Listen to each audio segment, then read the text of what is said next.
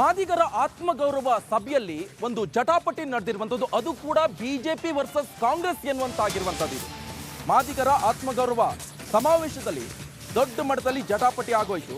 ಮಾದಿಗರ ಸಮಾವೇಶದಲ್ಲೂ ಕೂಡ Congress versus BJP ಎನ್ನುವಂಥದ್ದು. ಮಾಜಿ ಸಚಿವ ಗೋವಿಂದ ಕಾರಜೋಳ ಭಾಷಣಕ್ಕೆ ಸಂದರ್ಭದಲ್ಲಿ ಅಡ್ಡಿಪಡಿಸಿದ್ದಾರೆ. ಸಿದ್ದರಾಮಯ್ಯ ಏನ್ ಮಾಡಿಲ್ಲ ಅಂದಿದ್ದಕ್ಕೆ ಹುಬ್ಬಳ್ಳಿಯ ಸವಾಯಿ ಗಂಧರ್ವ ಹಾಲ್ನಲ್ಲಿ ನಡೆದಿರುವಂತಹ ಘಟನೆ ಇದು.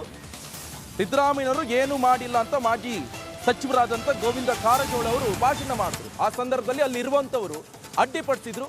ಅದು ಮಾತಿಗೆ ಮಾತು ಬೆಳೆದು ಜಟಾಪಟಿಗೆ ಕಾರಣ ಆಯಿತು. ಇದು ಮಾದಿಗರ ಆತ್ಮಗೌರವ ಸಮಾವೇಶದಲ್ಲಿ ನಡೆದಿರುವಂತಹ ಘಟನೆ ಇದು.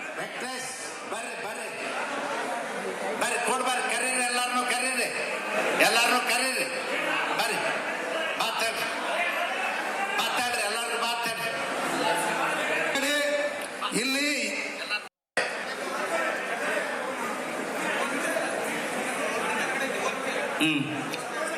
ಅಣ್ಣ ಇರ್ಲಿ ಅಣ್ಣ, ಬೋಲೋ ಭಾರತ್ ಮಾತೃಂದಿಗ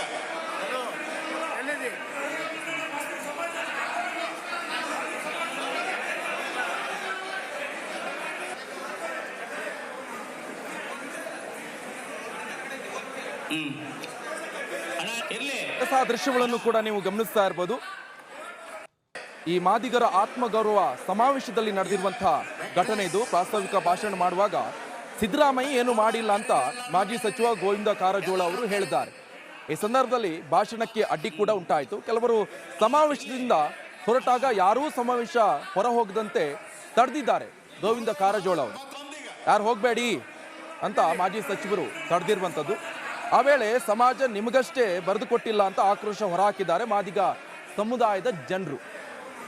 ವೇದಿಕೆ ಮೇಲೆ ಬಂದು ಕಾರಜೋಳ ಮಾತನಾಡುವಾಗ ಟೇಬಲ್ ಅನ್ನ ಗುದ್ದಿ ಆಕ್ರೋಶವನ್ನ ಹೊರಹಾಕಿದ್ದಾರೆ ಮಾದಿಗ ಸಮಾಜದ ಮುಖಂಡರು.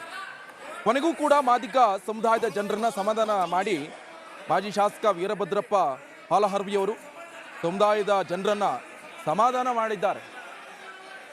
ಮಾತಿಗೆ ಮಾತು ಬೆಳೆದು ದೊಡ್ಡ ಮಟ್ಟದಲ್ಲಿ ಜಟಾಪಟಿಗೆ ಕಾರಣ ಆಯಿತು. ಅಣ್ಣ ಇರ್ಲಿ